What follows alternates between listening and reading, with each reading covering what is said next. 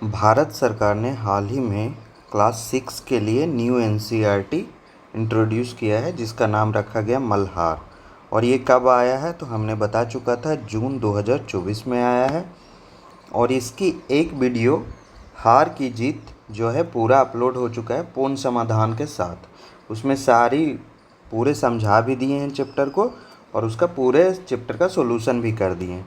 आज हम शुरू से शुरू करते हैं, पहला चैप्टर से शुरू करते हैं। तो आप देख सकते हैं पहला चैप्टर क्या है। तो पहला चैप्टर है मातृभूमि। एक कविता है जिसे सोहनलाल द्विवेदी जी ने लिखा है।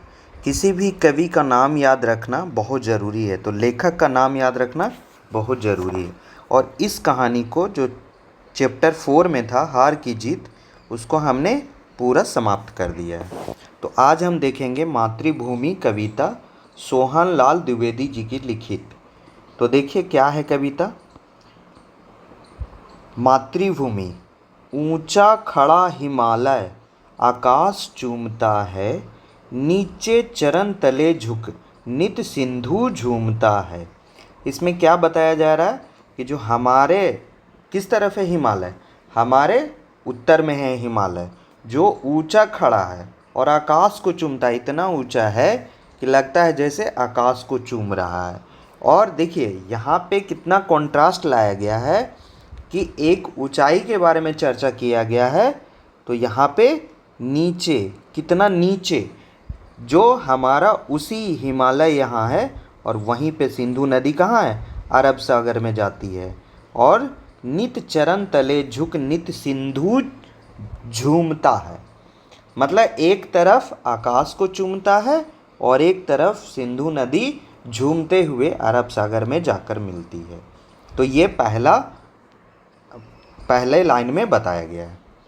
गंगा यमुन त्रिवेणी, यहाँ पे यमुना नहीं लिखा गया है, चूँकि यमुन का मतलब है यमुना नदी ही है, लेकिन चूँकि आपका ताल, लय और ताल बना रहे, उसके लिए क्या इस्तेमाल किया गया है, यमुन।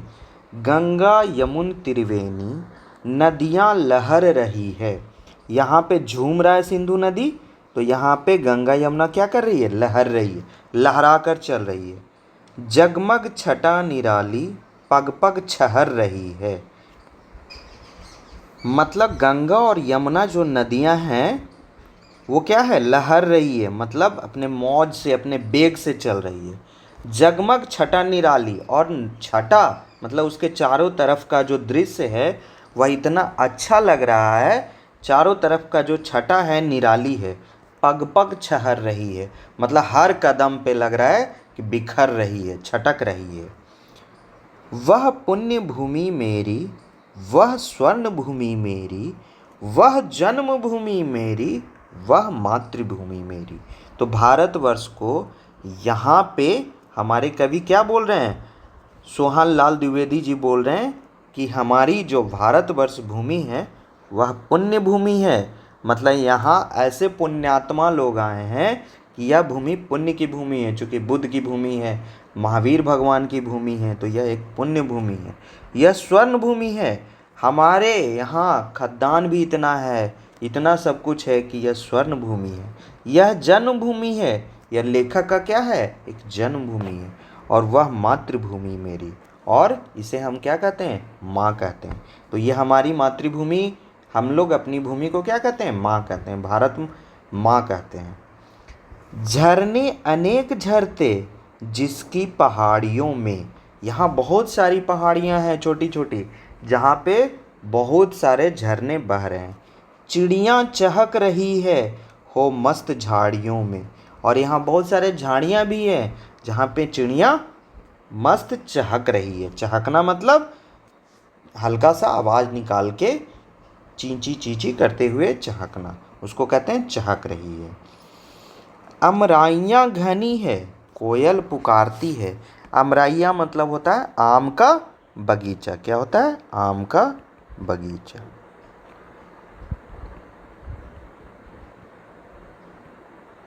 अमराइयाँ घनी है कोयल पुकारती है। जनरली क्या होता है, ज़्यादातर कोयल कहाँ रहती है, बगीचों में रहती है, और आम के बगीचों में ज़्यादा रहती है। बहती मलय पवन तन मन संवारती है। यह मलय पर्वत से बहने वाली पवन है जो हमारे तन मन को संवारती है। मतलब इतना अच्छा हवा है कि वह हमारे तन मन को क्या करती है, संवारती है। तो मलय पवन कहाँ से बहती है? मलय पर्वत से बहती है। और ये मलय पर्वत कहाँ है? तो ये मलय पर्वत अगर सीधे पूछा जाए तो दक्षिण भारत में है, लेकिन अगर दक्षिण भारत में भी बोला जाए तो क्या कहते हैं, मंगलोर के क्षेत्र जो केरल में पड़ता है, केरल राज्य में यह मलय पर्वत है। ठीक है, तो बहती मलय पवन है तन मन संवारती।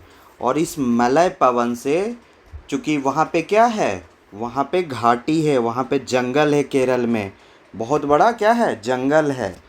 और उसी जंगल से जो हवा चलती है वो काफ़ी शुद्ध हवा चलती है, हमारे तन और मन दोनों को संवारती है। वह धर्म भूमि मेरी, वह कर्म भूमि मेरी, वह जन्मभूमि मेरी, वह मातृभूमि मेरी। और यह जो भूमि है, जो भारत माँ की जो भूमि है, यह हमारी धर्म भूमि है। यहीं पे हम क्या है, हमारा धर्म है। यहाँ पे हिंदू धर्म और मुस्लिम धर्म की बात नहीं किया जा रहा, यहाँ पे मानव धर्म की बात किया जा रहा। वह कर्म भूमि मेरी, मतलब हम जो भी कार्य किए हैं वह भूमि क्या है, यही भारत माँ है। वह जन्मभूमि मेरी, यही जन्मभूमि है मेरी, मैंने यहाँ जन्म लिया है। और इस भूमि को हम क्या कहते हैं, मातृभूमि कहते हैं। जन्मे जहाँ थे रघुपति, जन्मी जहाँ थी सीता, श्री कृष्ण ने सुनाई वंशी पुनित गीता। गीता क्या है? जब भी देखिएगा, कोई फिल्म देखते होंगे तो बोला जाता है कि गीता पे हाथ रख के आप कसम खाइए कि आप जो भी बोलेंगे वो सच बोलेंगे। क्यों? क्योंकि चूँकि सबसे हिंदू धर्म में सबसे पवित्र ग्रंथ क्या है, गीता माना जाता है। लेकिन अगर मुस्लिम कोई है तो उसे कुरान, कोई ईसाई है तो उसे बाइबिल। ये सब क्या है, हर एक धर्म का एक पवित्र ग्रंथ है। तो यह वह भूमि है जहाँ रघुपति कहाँ जन्म लिए थे, अयोध्या में। यह वह भूमि है जहाँ कौन जन्म ली थी, माता सीता जन्म ली थी। कहाँ ली थी, कहाँ ली थी, सीतामढ़ी में। कहाँ ली थी, सीतामढ़ी या जनकपुरी में। कहाँ ली थी, जनकपुरी में। श्री कृष्ण ने सुनाई वंशी पुनित गीता, और बंसी बजा के हमें क्या बताएं, गीता बताएं, गीता का पाठ बताएं कि हथियार डालना नहीं है। ये उसी में बोला गया है, यदा यदा ही धर्मस्य, है ना। तो उसमें बोला गया है, क्या बोला गया है, देखिए, यदा यदा ही धर्मस्य ग्लानिर्भवति भारत अभ्युत्थानं धर्मस्य तदात्मानं सृजाम्यहम्। भगवान श्री कृष्ण कहते हैं कि जब जब धर्म का लोप होता है और अधर्म में वृद्धि होती है, तब तब मैं धर्म के अभ्युत्थान माने उसके फिर से उद्धार करने के लिए स्वयं की रचना करता हूँ, अर्थात अवतार लेता हूँ। और यह कार्य किसी से भी करा सकता हूँ। तो देखिए, ये मैं लिख दे रहा हूँ चूँकि आप लोग को ये जानकारी होना ही चाहिए। यदा यदा ही धर्मस्य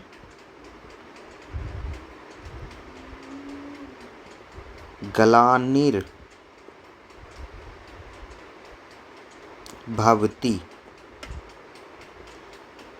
ये जो रेफ है इसका उच्चारण बीच में आता है तो वह अगले शब्द पे यह पड़ता है, तो इसलिए ग्लानिर्भवति बोलते हैं। अगर हम इसको बोलेंगे गलारनीर तो रैप पे नी पे पड़ जाएगा रेफ। जैसे आशीर्वाद, आशीर्वाद, तो किस पे पड़ रहा है रेफ, व पे पड़ रहा है। तो ठीक है, यदा यदा ही धर्मस्य ग्लानिर्भवति भारत अभ्युत्थानम्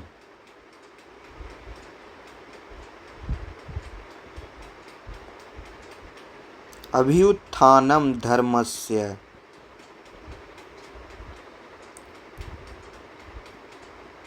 तदात्ममानं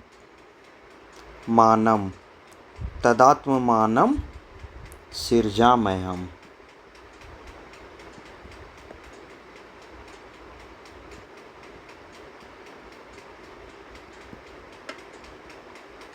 तो ये आपको याद रहे तो अच्छा है। किसी भी आगे किसी भी कंपटीशन में अगर भाग लेंगे तो ये सब चीज़ें लिखेंगे तो अच्छा लगेगा।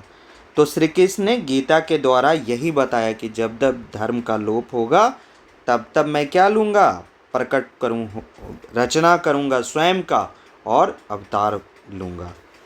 गौतम ने जन्म लेकर जिसका सुयश बढ़ाया, मतलब बहुत अच्छा यश बढ़ाया। जग को दया सिखाई, क्या सिखाए, दया सिखाई। जग को दिया दिखाया, क्या दिखाए, दिया दिखाए, मतलब इनलाइटमेंट किए, मतलब हम लोग को अंधेरे से प्रकाश की ओर ले गए। और कैसे ले गए, ज्ञान देकर ले गए। और इस तरह से यहाँ पे गौतम भगवान का भी चर्चा किया गया है। वह युद्ध भूमि मेरी, वह बुद्ध भूमि मेरी। यहाँ पे गौतम जी का ही नाम क्या है, बुद्ध भगवान। क्या है, बुद्ध भगवान। यही इनके बारे में आप क्लास 6 में भी पूरा डिटेल में हिस्ट्री में पढ़ेंगे।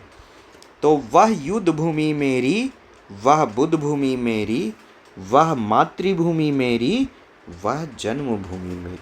तो सोहनलाल द्विवेदी जी इतनी अच्छी कविता लिखे हैं कि लगता है जैसे पूरा भारत का वर्णन कर दिए हैं। उन्होंने क्या क्या कीवर्ड का इस्तेमाल किया है तो देखते हैं हम। उन्होंने क्या बताया, हिमालय के बारे में बताया। तो सबसे पहला हिमालय बताएं। और क्या बताएं, सिंधु नदी के बारे में बताएं। दूसरा गंगा यमुना, दो नदियों के बताएं। तीसरा और चौथा त्रिवेणी में क्या है, त्रिवेणी में 3 नदी है, गंगा यमुना सरस्वती। अब क्या है, सरस्वती नदी विलुप्त हो गई है। पहले सरस्वती नदी का ही बात होता है।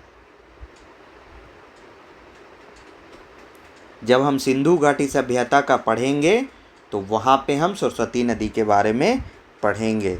वहाँ पे आया है, ऋग्वेद में भी सरस्वती नदी का चर्चा आया है। और सबसे ज़्यादा कहाँ किसका आया है, सिंधु नदी का आया है।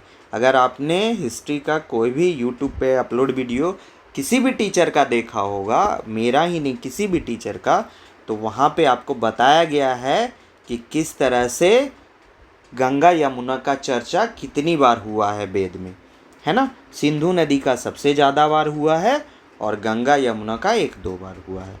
वह पुण्य भूमि मेरी, वह स्वर्ण भूमि मेरी, वह जन्मभूमि मेरी, वह मातृभूमि मेरी। तो भूमि को क्या क्या दिया गया, पुण्य भूमि है, स्वर्ण भूमि है, जन्मभूमि है, मातृभूमि है। फिर और क्या बात किया गया यहाँ पे, मलय पर्वत का बात किया गया है ना। तो मलय पर्वत का यहाँ पे चर्चा किया गया जो 5वां हो गया।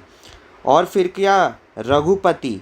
तो किनके बारे में बात किया जा रहा है, श्री राम के बारे में बात किया जा रहा है। तो यहाँ पे रघुपति राघव, राजा राम, पतित पावन सीताराम। सीता जी, माँ सीता का चर्चा किया गया है। तो यहाँ पे 7 हो गए। श्री कृष्ण भगवान का चर्चा किया गया है, 8 हो गए। और गीता के बारे में बताया गया है, यहाँ पे 9 हो गया। गौतम भगवान के बारे में बताया गया है, 10 हो गया। और बुद्ध भगवान गौतम भगवान को ही बोला जाता है। तो इस तरह से यहाँ पे 10 अमूर्त अमूर्त दोनों चीज़ों का चर्चा किया गया। अब मैंने मूर्त बोला तो ये क्या है, मूर्त है जो जिंदा चीज़ों को बोल के, जिसको हम देख सकें, सीधे सीधी हम उसको देख सकें, तो वो मूर्त हो गया। अमूर्त हो गया जैसे पर्वत वगैरह, ये हो गया अमूर्त। तो मूर्त मतलब इंग्लिश में इसको टेंजिबल कहते हैं और अमूर्त को इनटेंजिबल कहते हैं। तो जितना भी यहाँ चर्चा किया गया, कृष्ण भगवान, हिमालय पर्वत, मलय पर्वत, श्री राम जी, ये सब क्या हैं, मूर्त हैं, मतलब ठोस हैं, इन्हें हम देख सकते हैं, समझ सकते हैं। अमूर्त क्या है, गीता का पाठ, वेद का पाठ, यस, इनलाइटमेंट, ये सब क्या है? अमूर्त चीज़ें हैं जिसे हम छू ना सकें। तो एक होता है टेंजिबल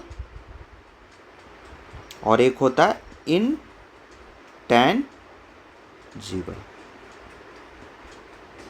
ठीक है, तो देखिए कवि का परिचय दिया गया। इस कविता को हिंदी के प्रसिद्ध कवियों में से एक सोहन लाल द्विवेदी जी ने लिखा है। उनका जन्म आज से लगभग 125 साल पहले। 125 साल का मतलब क्या होता है? आज के लोग बहुत सारे 125 साल, सवैया, डेढ़ा नहीं पढ़ते हैं। हम लोग पहले पढ़ा करते थे। तो 125 साल का मतलब होता है 125 साल। सवा का मतलब होता है 25 पैसा। पौना, आधा, सवा, सवा 25%, आधा 50%, पौना 75%। यही जब घड़ी में आ जाता है तो यही सवा हो जाता है 15 मिनट, आधा हो जाता है 30 मिनट और पौना हो जाता है 45 मिनट। ठीक है, तो कब जन्म हुआ है? 1906 ईस्वी में। तो आज से अगर जोड़ेंगे तो यहाँ मैंने जोड़ के देखा 118 ईस्वी हो रहा है आज से, मतलब लगभग 125 साल पहले, मतलब 125 के आसपास है, इसलिए इसको क्या बोलेंगे? 125 साल पहले। और अगर एग्जैक्ट बोलना हो तो 118 साल पहले जन्म लिए थे सोहन लाल द्विवेदी जी। उस समय क्या था? जब ये जन्म लिए थे तो अंग्रेज़ों का शासन था। हमारा क्या था? 1947 में हम क्या हुए? आज़ाद हुए। कुछ ही दिन पहले 15 अगस्त को हम लोग क्या मनाए? आज़ादी दिवस मनाए। और कौन सी आज़ादी दिवस था? तो 78वां था। क्या था? 78वां। ठीक है, तो उस समय अंग्रेज थे, तो इसीलिए इनकी लेखनी से जो भी बातें लिखी जाती थी अंग्रेज पे कटाक्ष होती थी। ये इसीलिए हम लोग अपने भारत माँ का उस समय क्या कर रहे हैं? बखान कर रहे हैं कि हम लोग ऐसे ऐसे देश में रहे हैं, ऐसे ऐसे लोग लिए हैं और आज गुलाम हैं। तो ये क्या है? हमारी हीन भावना को दर्शाता है। तो इस तरह से उन्होंने लोगों में क्या किया? उत्साह का संचार करने का प्रयास किया, लोगों को उकसाया कि आप आज़ादी के लिए लड़िए, इतनी हीन भावना से ग्रसित मत होइए। अंग्रेज जो हम पे शासन कर रहे हैं वो श्रेष्ठ नहीं है, यही वो अपनी लेखनी से बताना चाहते थे। उन्होंने अपनी लेखनी से अंग्रेज़ों का विरोध किया। उनकी लेखनी का सबसे प्रिय विषय था देशभक्ति। क्या था? देशभक्ति से जुड़ी हुई कविताएं लिखने में उन्हें अच्छा लगता था। भारत के गौरव का गान करना उन्हें बहुत प्रिय था। क्यों?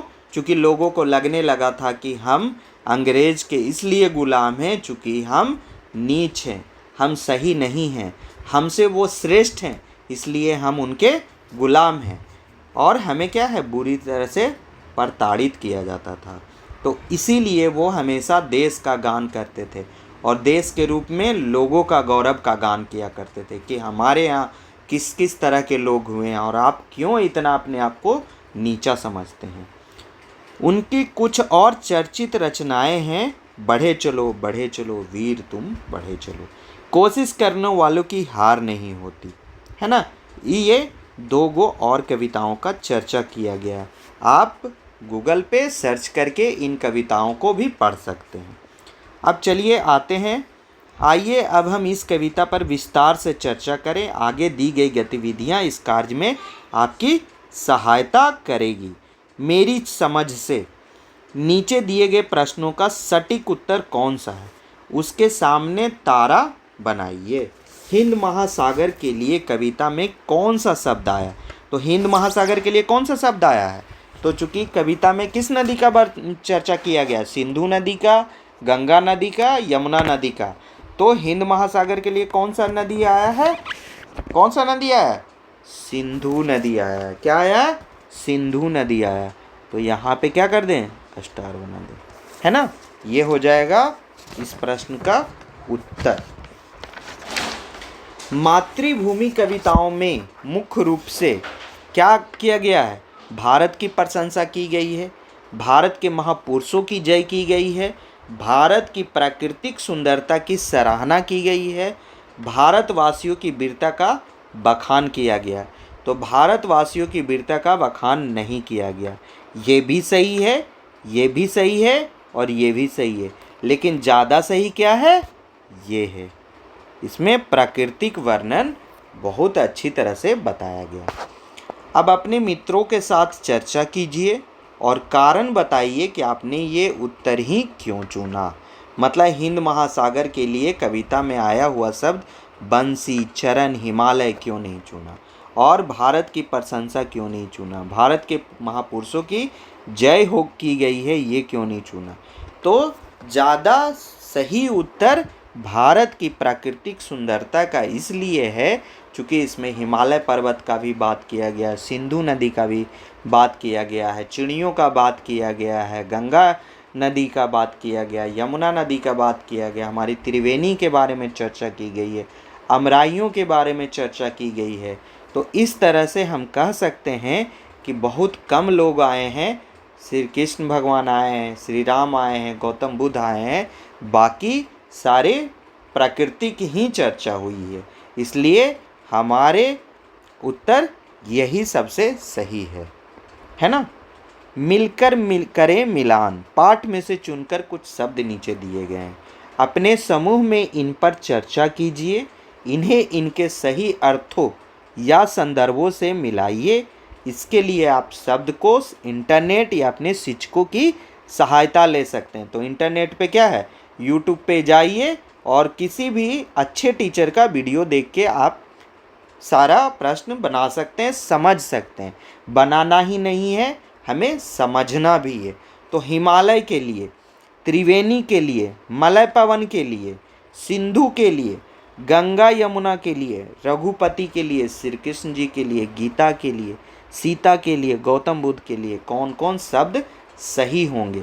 तो हिमालय क्या है, एक पर्वत है, तो पहला तो नहीं होगा, दूसरा भी नहीं होगा, तीसरा भी नहीं होगा, नदी नहीं है, 3 नदियों की मिली हुई धारा नहीं है, श्री रामचंद्र जी का बात नहीं हो रहा है, दक्षिण भारत के मलय पर्वत का बात नहीं हो रहा है क्योंकि हिमालय कहाँ, उत्तर भारत में है, श्रीमद् भगवत गीता का बात नहीं हो रहा है, समुद्र एक नदी का नाम है नहीं, जनक की पुत्री जानकी के बारे में है नहीं, ये तो सीता माँ के बारे में, भारत की उत्तरी सीमा पे फैली पर्वतमाला है। तो ये हो गया पहला का उत्तर। त्रिवेणी क्या है, तो जहाँ 3 नदियों की धारा का संगम होगा उसे क्या कहेंगे, त्रिवेणी कहेंगे। तो ये हो जाएगा उत्तर। तो ये दूसरा का मिलान हो गया, ये पहला का हो गया। ठीक है। मलय पवन क्या है, तो हम बताएं कि मलय पर्वत दक्षिण भारत में स्थित पर्वत को मलय पर्वत कहते हैं, लेकिन ये कहाँ पे है, केरल में। केरल और तमिलनाडु के संगम में जो पर्वत है उसे मलय पर्वत कहते हैं। तो उस पर्वत को कहाँ पे चर्चा किस में दिया गया, तो अगर आप ध्यान से देंगे तो दक्षिणी भारत के मलय पर्वत से चलने वाली सुगंधित वायु, मतलब ऐसी वायु जिसमें बहुत अच्छा गंध है और वो क्या है, हमारे तन और मन के लिए बहुत लाभदायक है। क्यों घूमने जाते हैं हम लोग पर्वतों पे, क्योंकि वो वायु बहुत शुद्ध होती है और हमारे शरीर को बहुत ज़्यादा फ़ायदा करती है। इसलिए हम लोग पर्वत पे क्या करते हैं, घूमने जाते हैं, टूरिस्ट के रूप में हम लोग घूमने जाते हैं।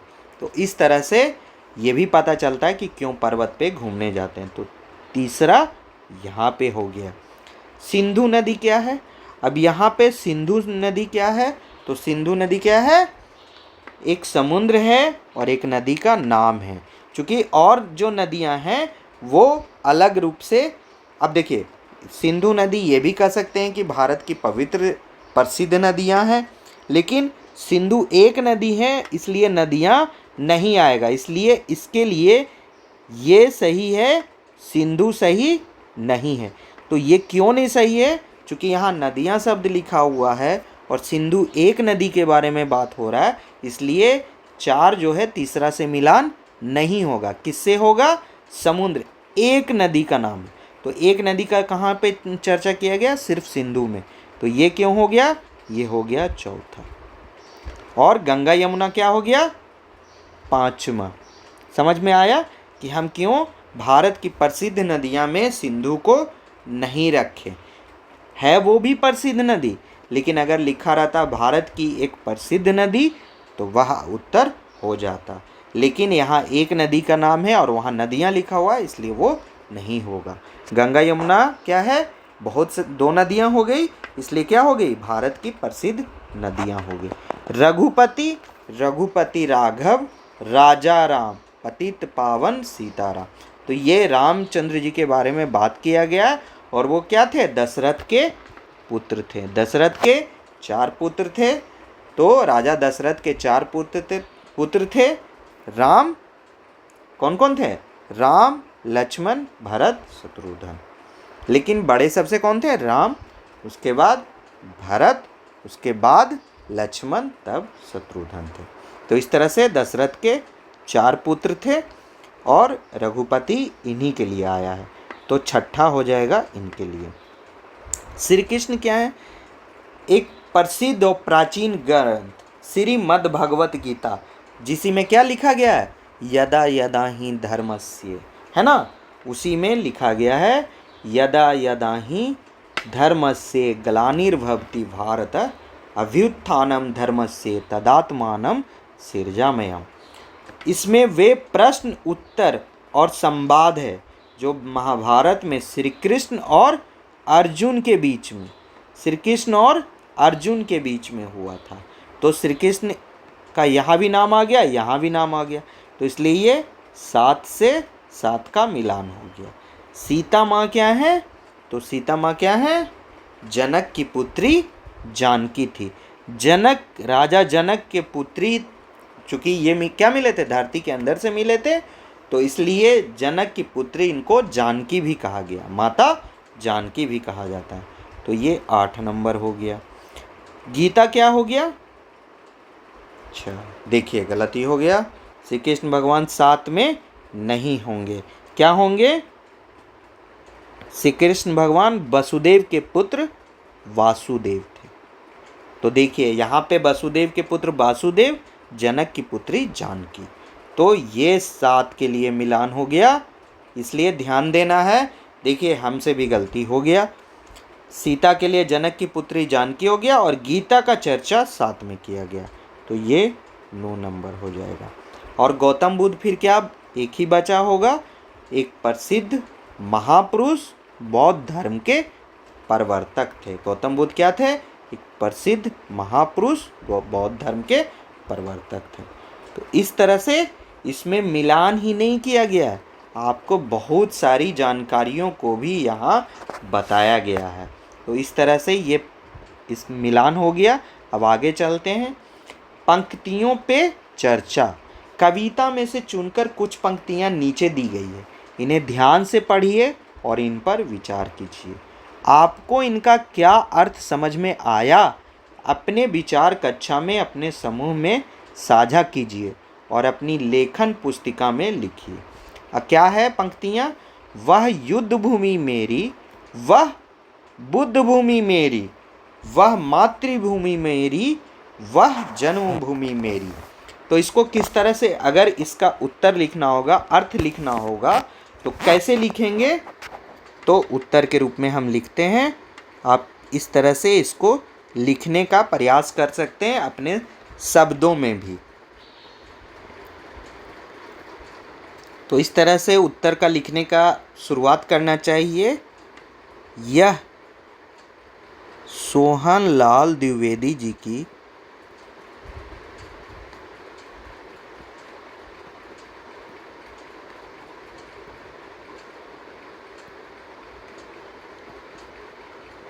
प्रसिद्ध कविता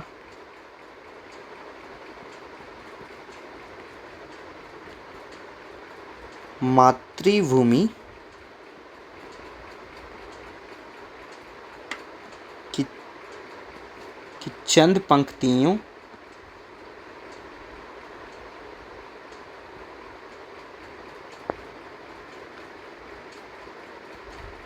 पंक्तियों को यहाँ दिया गया है।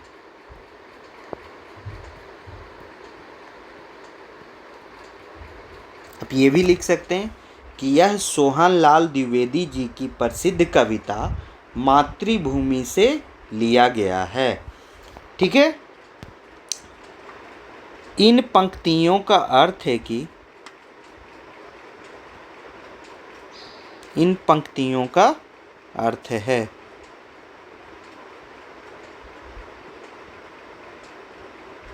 तो क्या अर्थ है?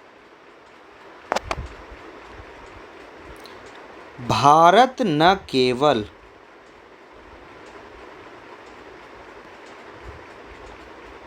युद्ध भूमि का मतलब क्या हो गया? योद्धाओं का चर्चा हो गया, मतलब योद्धा की भूमि हो गया। और बुद्ध का मतलब क्या हो गया? यहाँ पे युद्ध का बात किया जा रहा है। जहाँ पे हमारी भूमि पे युद्ध भी बहुत सारे हुए हैं, वहीं पे हमारे भूमि पे बुद्ध भगवान जैसे शांति के प्रवर्तक भी जन्म लिए हैं। तो भारत न केवल महान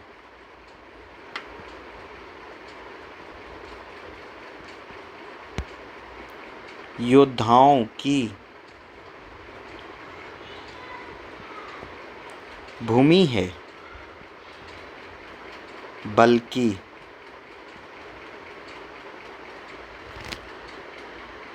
यह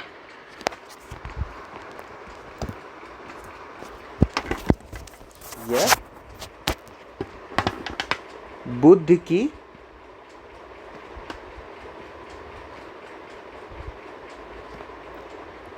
शांति और करुणा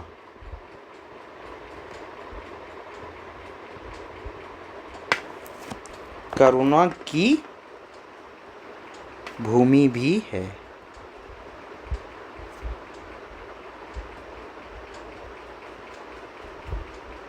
तो ये पहली पंक्ति का अर्थ हो गया।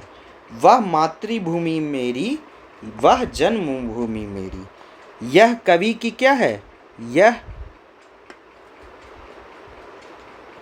कवि की मातृभूमि है। हमारे यहाँ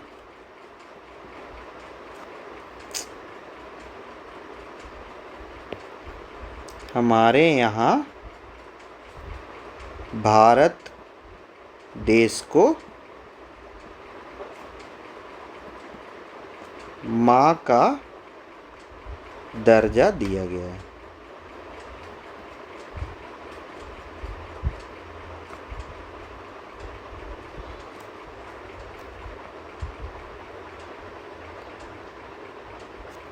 तो यह कवि की मातृभूमि और जन्मभूमि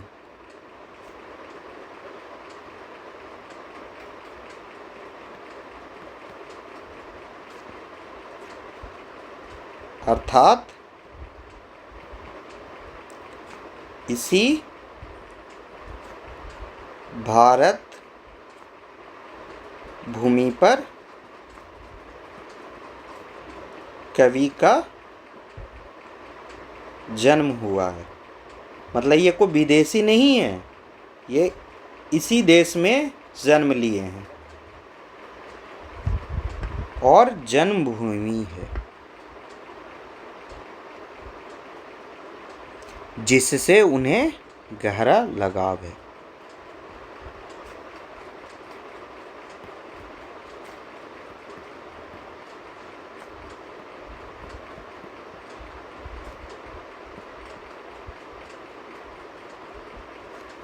ठीक है, अब आगे देखते हैं। सोच विचार के लिए कविता को एक बार फिर से पढ़िए और निम्नलिखित के बारे में पता लगाकर अपनी लेखन पुस्तिका में लिखिए। तो अगर कविता को ध्यान से पढ़े हैं और अगर थोड़ा भी याद है तो इन प्रश्नों का उत्तर आप आसानी से दे सकते हैं। कोयल कहाँ रहती है? तो कोयल कहाँ रहती है? अमराइयों में रहती है। कहाँ रहती है? अमराइयों में। तो आप इस तरह से लिख सकते हैं कि कोयल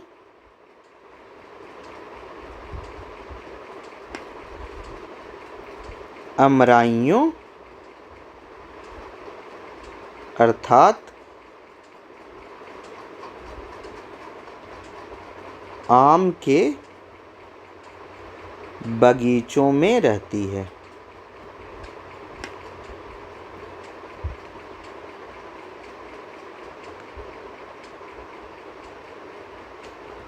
तन मन कौन संवारता है? तो तन मन कौन संवारता है? मलय पवन संवारता है। हम बोल दे रहे हैं, आप उसको लिख सकते हैं। हमारे तन मन को मलय पर्वत से बहने वाली पवन संवारती है। मलय पवन संवारती है। ठीक है। झरने कहाँ से झरते हैं? तो झरने पहाड़ियों से झरते हैं। झरने कहाँ से झरते हैं? पहाड़ियों से झरते हैं झरने। चलिए मलय पवन वाला भी लिख देते हैं हम। हमारे तन मन को मलय पर्वत से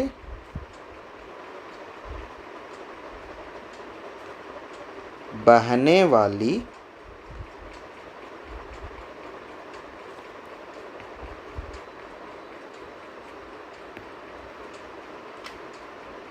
सुगंधित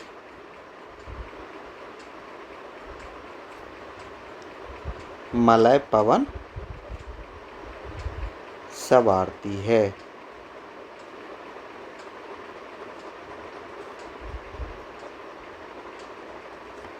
झरने कहाँ से झरते हैं? हम इसका उत्तर इधर से लिख देते हैं।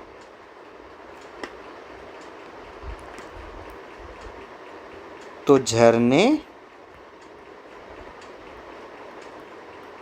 पहाड़ियों से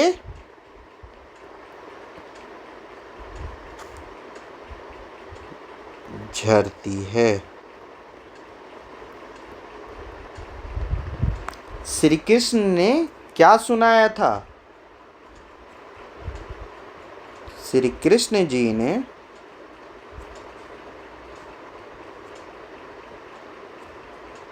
गीता सुनाया था।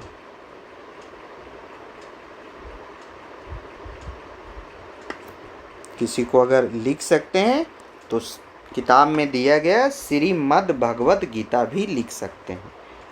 गीता को क्या लिख सकते हैं? श्री मद भगवद गीता, है ना। गौतम ने किसका यश बढ़ाया? तो गौतम जी ने किनका यश बढ़ाया? गौतम बुद्ध ने भारत का यश बढ़ाया। गौतम बुद्ध जी ने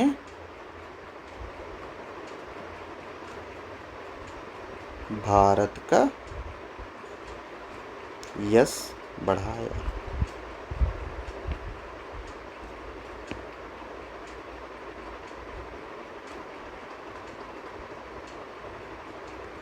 ठीक है। नदियां लहर रही है, पग पग छहर रही है। लहर का अर्थ होता है पानी का हिलौरा, मौज, उमंग, बेग, जोश। अगर किसी नदी को बहते हुए देखेंगे, थोड़ा देर खड़ा होकर देखेंगे, तो जो धीरे धीरे बह रही है नहीं, जो बहुत तेज से पर्वतों से उतर के बहती है, तो लगेगा जैसे इधर भाग जाएगी उधर भाग जाएगी, और रास्ता हमेशा काटते चलती है। छहर का अर्थ होता है बिखरना, छितराना, छिटकना, फैलना। मतलब जैसे किसी पत्थर पे गिरी और चारों तरफ पानी स्प्लैश कर गया, छितर गया, फैल गया, तो उसे क्या कहते हैं? छहरना, छहर। कविता पढ़कर पता लगाइए और लिखिए कहाँ कहाँ छटा छहर रही है। तो कहाँ कहाँ छटा छहर रही है? पग पग छठा छहर रही है, मतलब हर एक पग पे। पग पग, पग मने क्या होता है? पैर। मतलब जहाँ हम लोग पैर को रखते हैं उसे पग पग कहते हैं। तो पग पग छठा छहर रही है।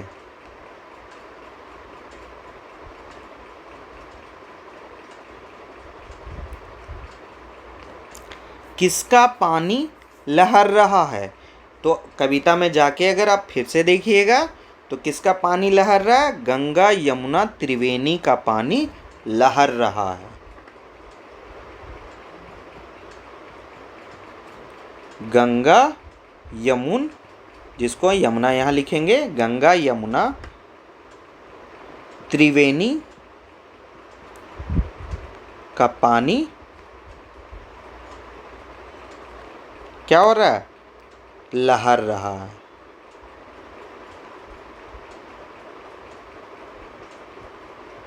और ये त्रिवेणी कहाँ है, संगम, इसको क्या कहते हैं, त्रिवेणी संगम भी कहते हैं। और वो कहाँ है, इलाहाबाद में है।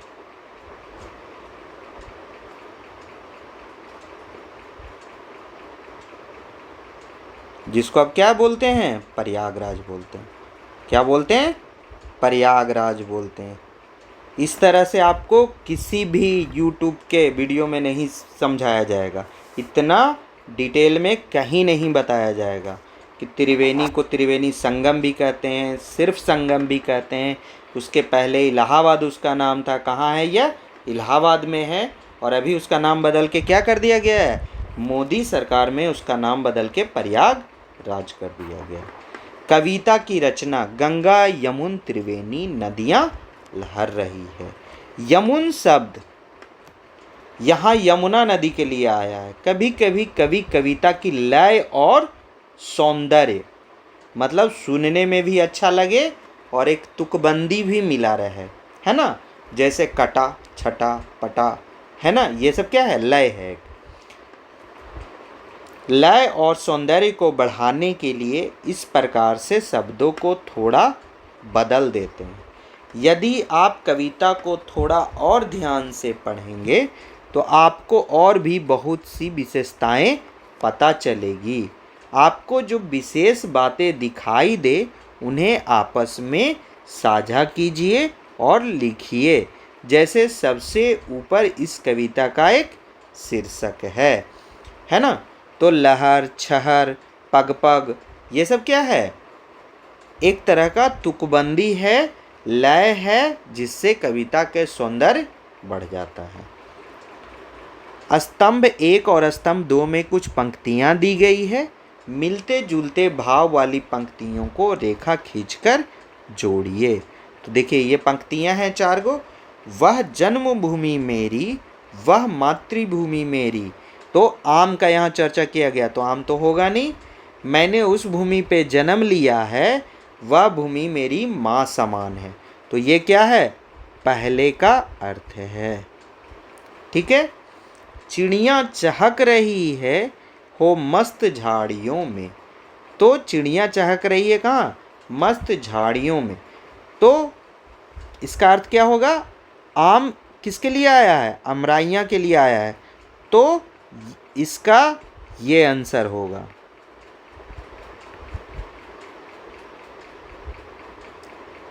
ये मिलेगा। लेकिन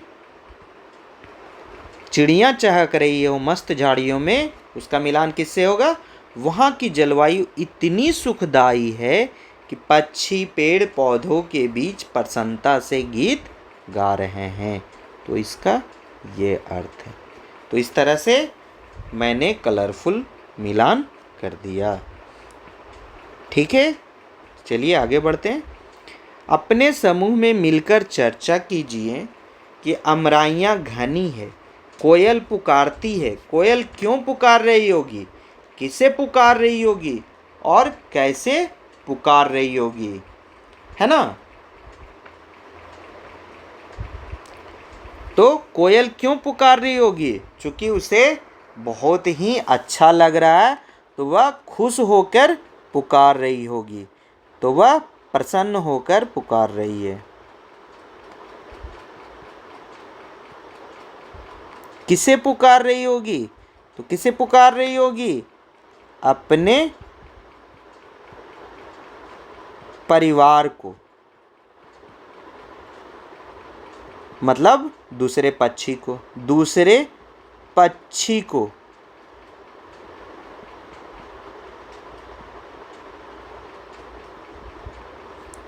लोगों को, है ना, इत्यादि। कैसे पुकार रही होगी, तो कैसे पुकार रही है, मधुर आवाज में। कैसे पुकार रही है, मधुर आवाज से।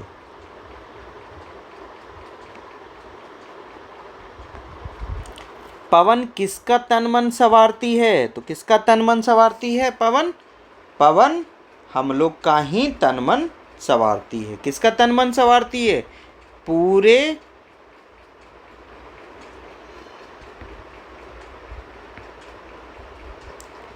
पूरे देश के, अगर एक लाइन में लिखना हो तो सजीव प्राणियों को, इसमें सभी आ गए, पेड़ पौधा, हम लोग, पशु पक्षी, सभी आ गए। ये पूरे देश के सजीव प्राणियों के तन मन को संवारती है।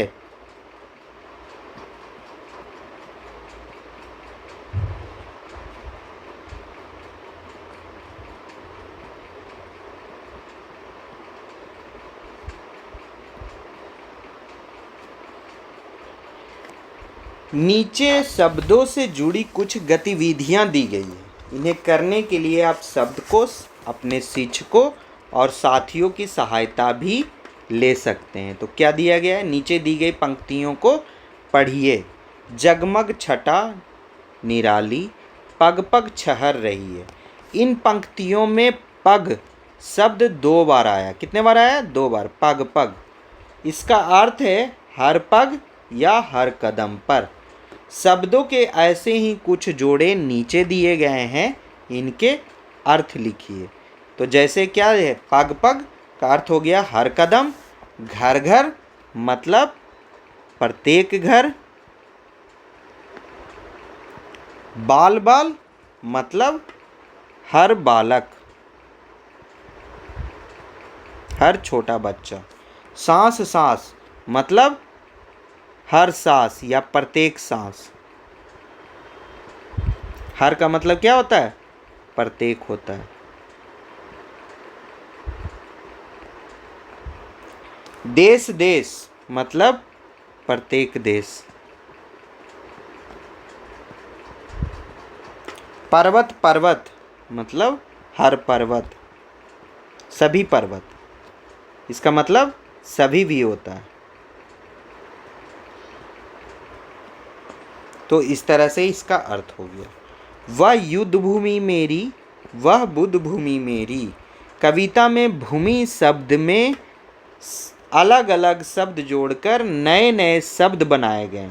आप भी कुछ नए शब्द बनाइए और उनके अर्थ पता कीजिए। तो देखिए, बहुत सारा बना सकते हैं आप। जैसे तप से क्या है, तप भूमि मतलब तपस्या की भूमि।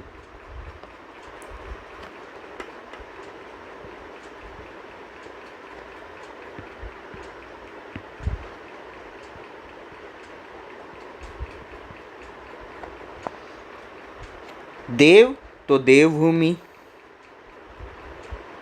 मतलब ऐसी भूमि जहाँ देवता लोग रहते हों। भारत से भारत भूमि, जन्म से जन्मभूमि, कर्म से कर्म भूमि, कर्तव्य से कर्तव्य भूमि।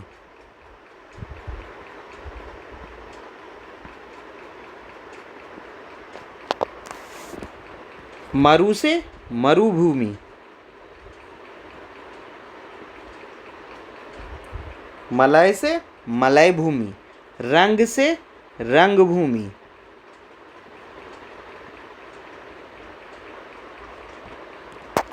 रन से रन भूमि, सिद्ध से सिद्ध भूमि।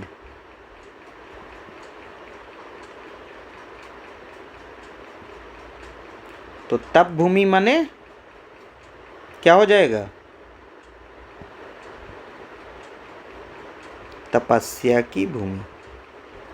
क्योंकि यहाँ ऋषि मुनि क्या करते थे, तपस्या करते थे, इसलिए इसे तप भूमि भी कहते हैं। देवभूमि, देवताओं लोग ने जन्म लिया, श्री कृष्ण भगवान, राम भगवान, तो इसलिए क्या कहेंगे, देवताओं की भूमि।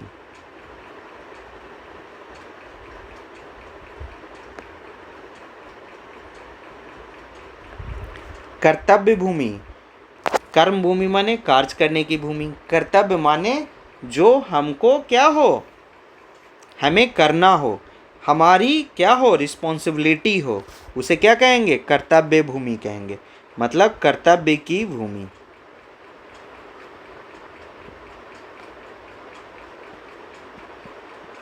मरुभूमि मतलब मरुस्थल की भूमि।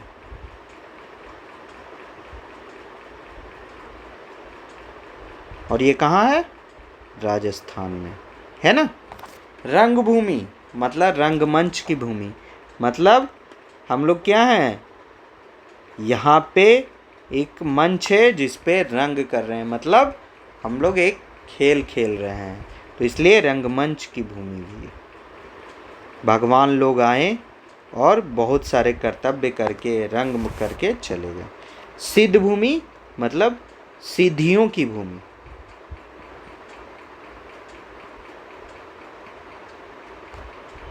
मतलब ऋषि मुनि।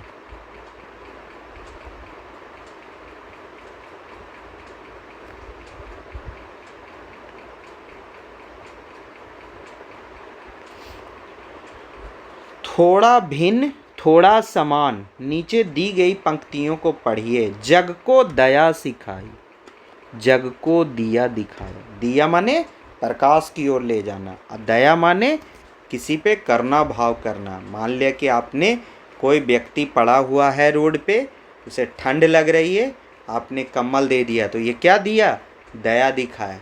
लेकिन अगर उसे आपने कुछ ज्ञान दे दिया, कुछ ऐसी बातें बता दी जिससे उसका पूरा जीवन ही बदल गया, तो वो क्या हो गया, दिया दिखाया हो गया। दया और दिया केवल एक मात्रा, द पे क्या हो गया, द पे एक मात्रा, ये वाला मात्रा पड़ गया। लेकिन इस एक मात्रा के कारण शब्द का अर्थ पूरी तरह बदल गया है। आप भी अपने समूह में मिलकर ऐसे शब्दों की सूची बनाइए जिसमें केवल एक मात्रा का अंतर हो, जैसे घड़ा, घड़ी।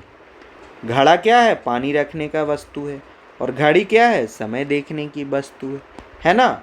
तो इसमें एक ही मात्रा का अंतर हुआ है और अलग अलग शब्द है, जैसे दिन और दीन। ये दिन माने क्या होता है, इसमें तो मात्रा सिर्फ उलट गया है। ये दिन माने सुबह या प्रत्येक दिन, जिसको बोलते हैं रविवार, सोमवार, है ना। और ये दिन माने गरीब।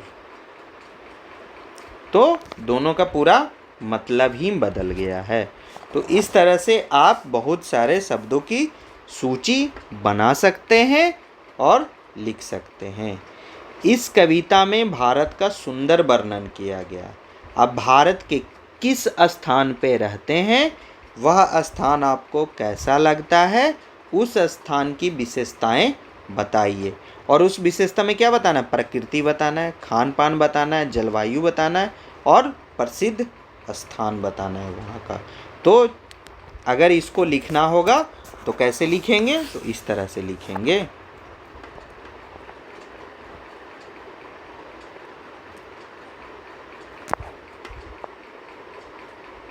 मैं, जो भी आपका नाम होगा, ठीक है। जैसे मैं ले लेता हूँ राम। मैं भारत के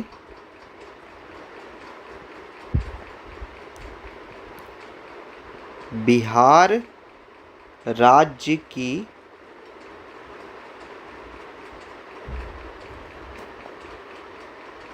राजधानी पटना से लगभग 70 किलोमीटर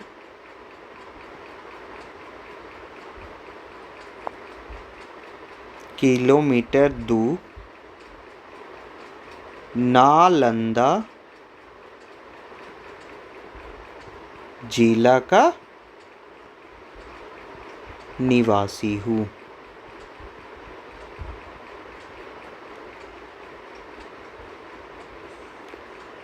फिर क्या लिखना है, यहाँ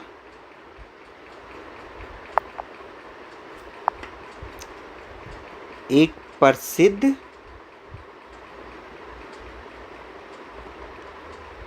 विश्वविद्यालय था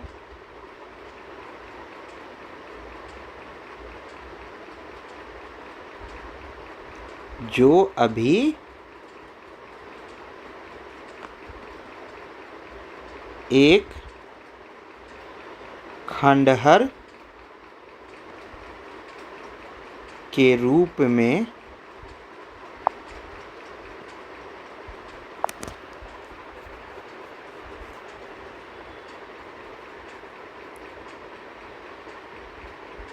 दर्शनीय स्थल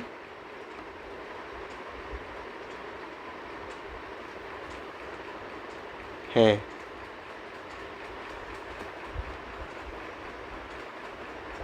और क्या बताना है, अब यहाँ का खान पान प्रकृति बता दिए कि क्या है भाई, तो यहाँ विश्वविद्यालय है, एक प्रसिद्ध स्थान बता दिए।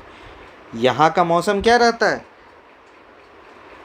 मध्य भारत के मौसम की तरह रहता है। यहाँ पे 3 ऋतुओं रहती है, जाड़ा, गर्मी, बरसात। यहाँ पर तीनों ऋतु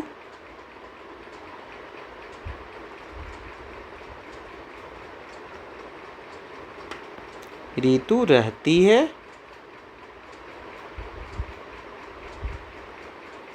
ना। जलवायु हो गया, ठीक है। अब यहाँ का खान पान क्या है, तो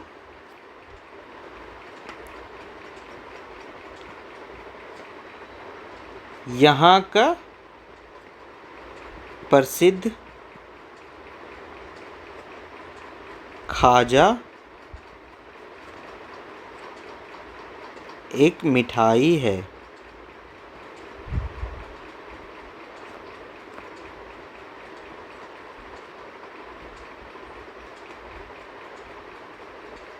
ना।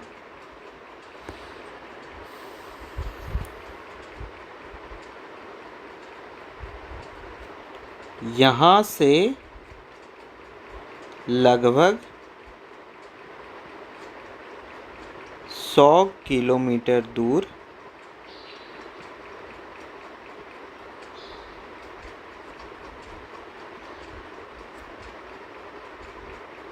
गया का क्या है, गया का बोधि वृक्ष है,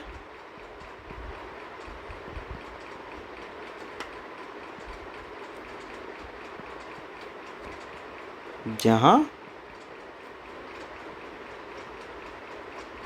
बुद्ध भगवान ने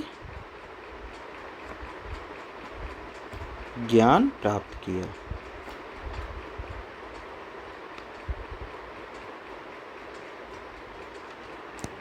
तो इस तरह से आप लिख सकते हैं।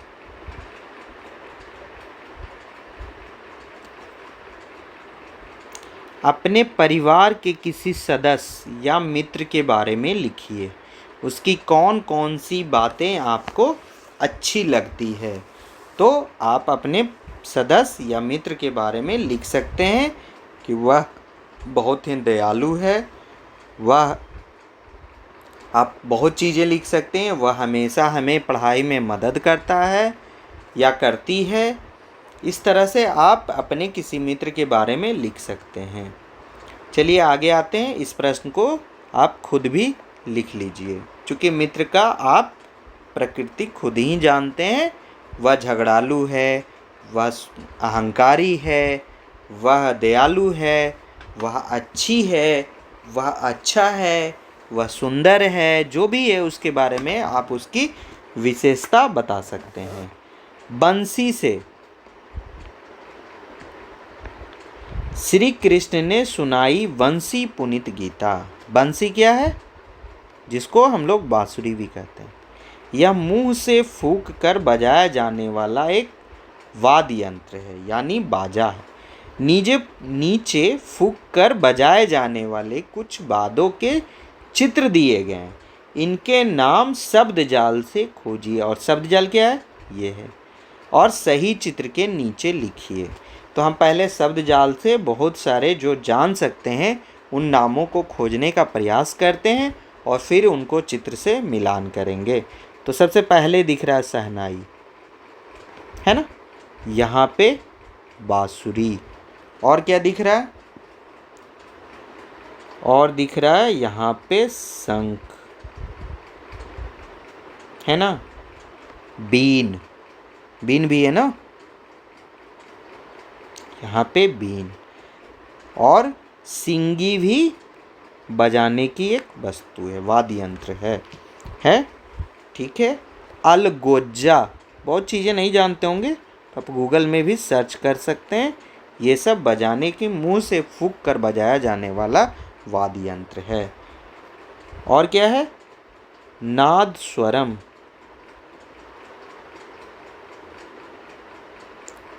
ठीक है। और कुछ दिख रहा है,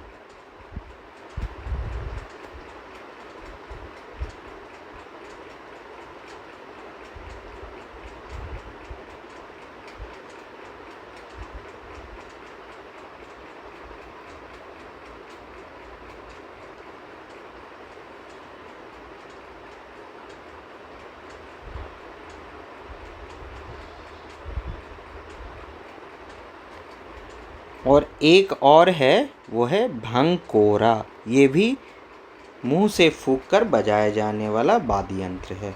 तो इस तरह से देखिए सारे शब्दों का इस्तेमाल हो गया। यही एक बचा था, आप इसको भी सर्च करेंगे तो मिल जाएगा। अब देखते हैं कि क्या क्या मिला है। तो एक शहनाई मिला है, एक बांसुरी मिला है, बीन मिला है, शंख मिला है, सिंगी मिला है। इसको थोड़ा सा छोटा करके हम नीचे के चित्र को भी देखने का प्रयास करते हैं, ठीक है। हाँ ठीक। अब ये देखिए अ से लिखा हुआ है, तो क्या है ये, अलगोजा। बी से लिखा है तो क्या है, बीन। ये वा, तो क्या है, बांसुरी। ये क्या है, सिंगी। देखिए किस तरह से होता है। फिर नीचे क्या है, ये देखिए ये है शहनाई।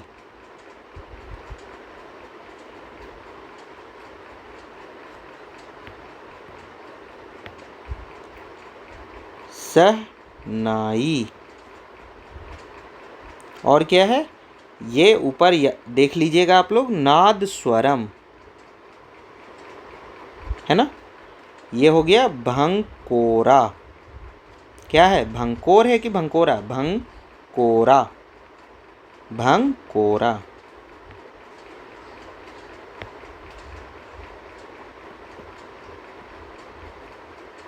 ये हो गया शंख। तो इस तरह से हमने सारे वाद्य यंत्र का मिलान कर लिए। आज की पहेली, आज हम आपके लिए एक अनोखी पहेली लाए। नीचे कुछ अक्षर दिए गए हैं, आप इन्हें मिलाकर कोई सार्थक शब्द बनाइए। अक्षरों को आगे पीछे किया जा सकता है, यानी उनका क्रम बदला जा सकता है, मतलब किसी को आगे किसी को पीछे किया जा सकता है। आप अपने मन से किसी भी अक्षर के साथ कोई मात्रा लगा सकते हैं। अक्षर नहीं लगाना है, मात्रा लगाना है। पहला शब्द हमने आपके लिए पहले ही बना दिया। तो देखिए यहाँ पे महासागर, तो महासागर, यहाँ पे मात्रा लग गया आ, यहाँ भी मात्रा लग गया आ। तो इस तरह से आ हो गया। अब ये देखिए, अगर ध्यान से देखिएगा तो ये क्या है, हिमालय। क्या है, हिमालय। इसमें भी मात्रा लगा देंगे तो क्या हो जाएगा, गंगा। यहाँ पे ये मात्रा हो गया और ये मात्रा हो गया। ये क्या है, तो सिंपल है, भारत। लकय, लकय से क्या बनाएंगे, तो लकय से आप बना सकते हैं लायक, कोयल, तो कोयल,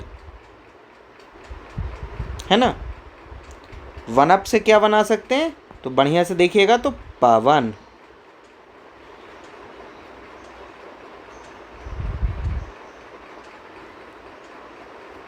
ठीक है, तो ये हो गया। झरोखों से।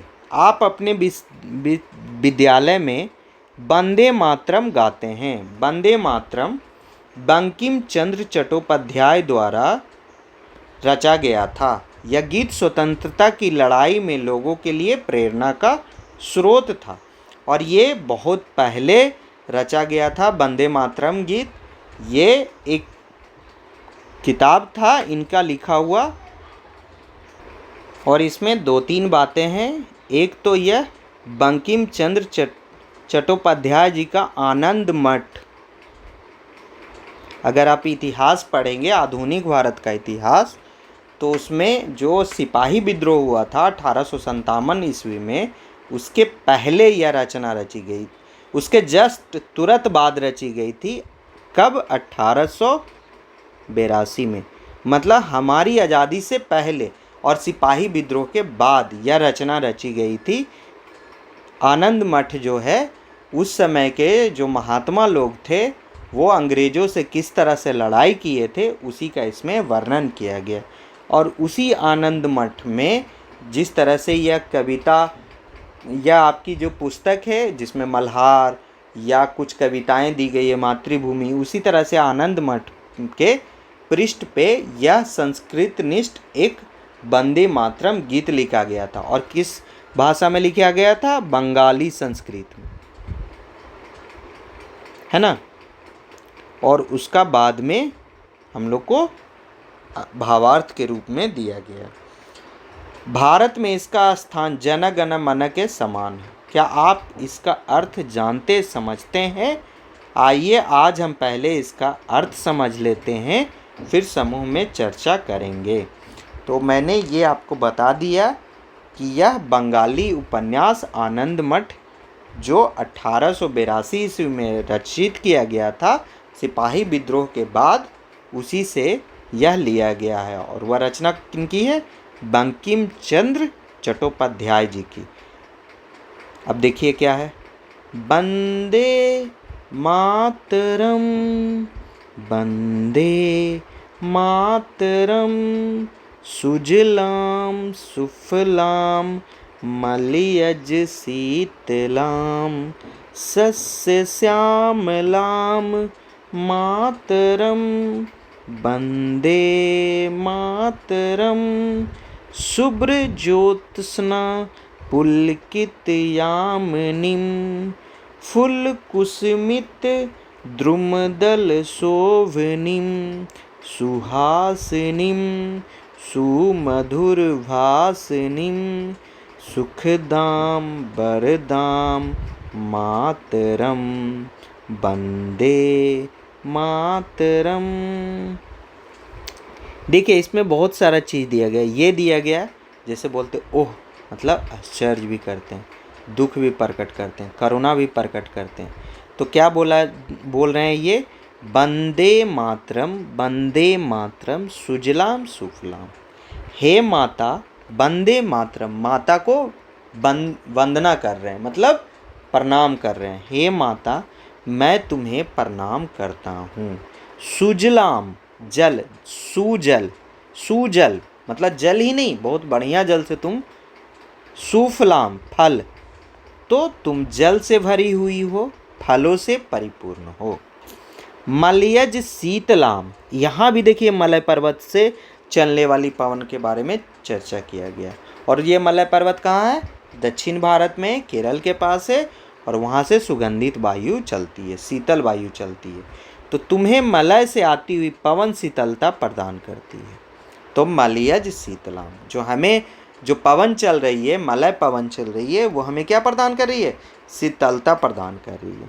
सस्य श्यामलाम मातरम, सस्य श्यामलाम मतलब तुम अन्न के खेतों से परिपूर्ण वंदनीय माता हो। सस्य श्यामलाम मतलब श्यामल कहते हैं धरती को, और उस हरी भरी धरती को ही सस्य श्यामलाम कहते हैं। तो अन्न के खेतों से परिपूर्ण वंदनीय माता हो, वंदे मातरम। हे माँ, मैं तुम्हें प्रणाम करता हूँ। शुभ्र ज्योत्स्ना पुलकित यामिनीं, जिसकी रमणीय रात्रि को, शुभ्र ज्योत्स्ना, ज्योति जो है शुभ, शुभ्र ज्योत्स्ना क्या कहते हैं? चांद से जो आती रोशनी है उसको कहते हैं पुलकित यामिनी, जिसकी रमणीय रात्रि को चंद्रमा का प्रकाश शोभायमान करता है। क्या करता है? शोभायमान करता है। फुल कुसुमित द्रुमदल शोभनीम, मतलब फुल कुसुमित, फूल मतलब जो है कुसुम, कुसुम फूल को कहते हैं। अब फूला हुआ मतलब पूरा खिला हुआ, जो खिले हुए फूलों के पेड़ों से सुसज्जित हैं।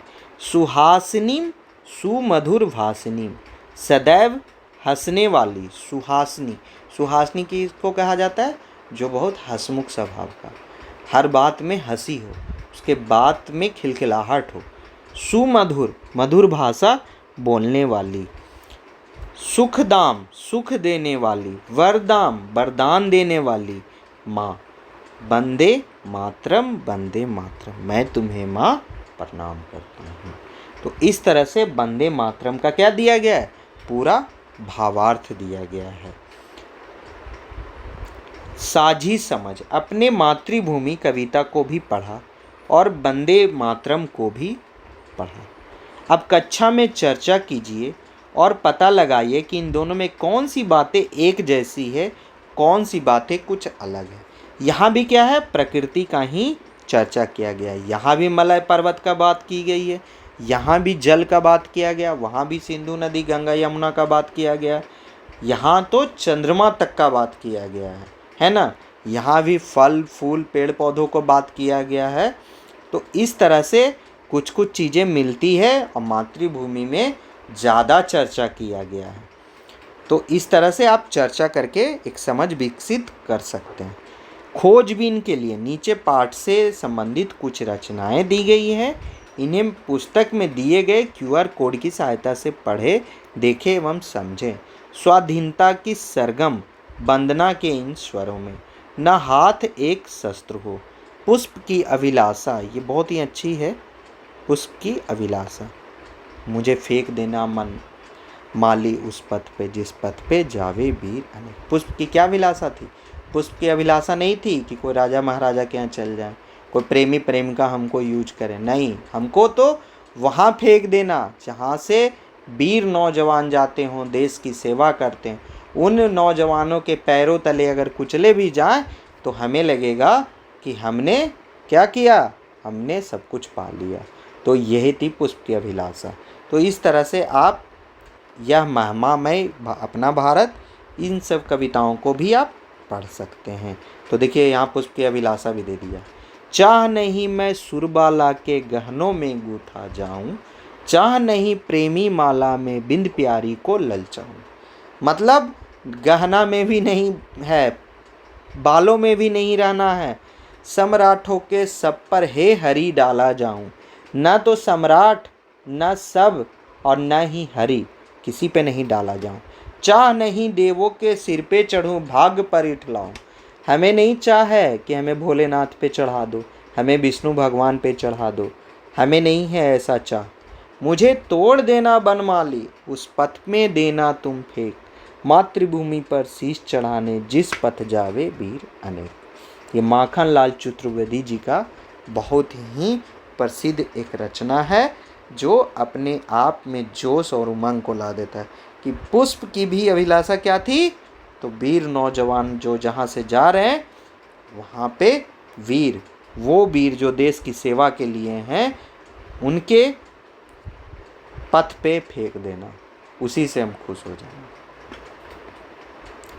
तो इस तरह से हमने पहला चैप्टर ख़त्म किया और इसको पूर्ण रूपेण ख़त्म किया। हमने हर एक चीज़ों को आपको इसमें चर्चा किया है। कुछ चीज़ें अगर छूट गई हो और आपको जानने की इच्छा हो तो आप हमें कमेंट बॉक्स में लिख के भेज सकते हैं। मैं प्रयास करूँगा कि समय निकाल के आपके उन प्रश्नों का उत्तर दे सकूँ। तो बस इतना ही, धन्यवाद।